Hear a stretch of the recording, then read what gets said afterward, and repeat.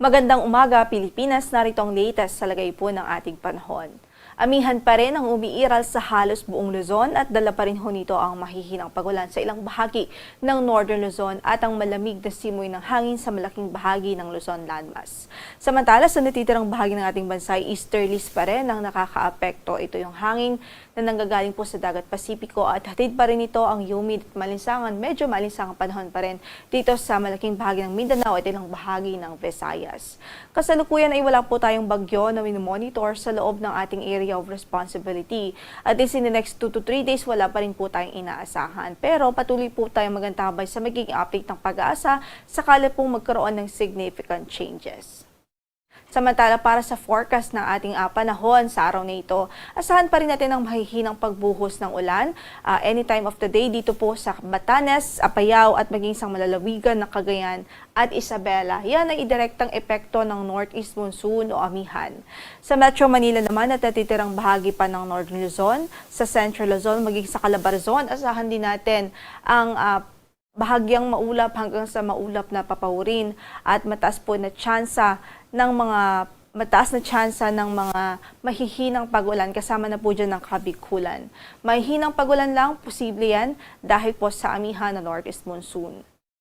Para sa tayo ng ating temperatura, asahan natin na sa Metro Manila from 23 to 31 degrees Celsius sa magiging Agwat, 16 to 22 naman sa Baguio City, 24 to 31 sa Lawag City, 22 to 28 degrees Celsius sa Tuguegarao, 25 to 31 naman sa Legazpi City at 21 to 28 degrees Celsius sa Tagaytay. Sa Mimaropa region ay asahan natin ang mga bahagyang maulap hanggang sa maulap na papawirin at tsansa po ng mga thunderstorm activities anytime of the day. Yan po ay dahil sa easterlies. So sa Visayas at Mindanao, asahan din natin ang bahagyang maulap hanggang sa maulap na papawirin. Generally fair weather naman or good weather liban sa mga panandalian at mga isolated na pagbuhos ng ulan.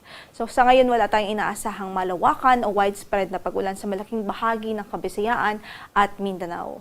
Para sa pagtayo ng ating temperatura sa Tacloban, 25 to 31 degrees Celsius, 24 to 31 naman sa Iloilo, sa Metro Cebu ay 24 to 31 degrees Celsius, sa Cagayan de Oro ay 24 to 31 degrees Celsius, sa Davao ay 25 to 33 degrees Celsius, sa Zamboanga ay 24 to 33 degrees Celsius, sa Puerto Princesa po ay 24 to 32 degrees Celsius at 24 to 31 degrees Celsius naman sa Kalayaan Islands.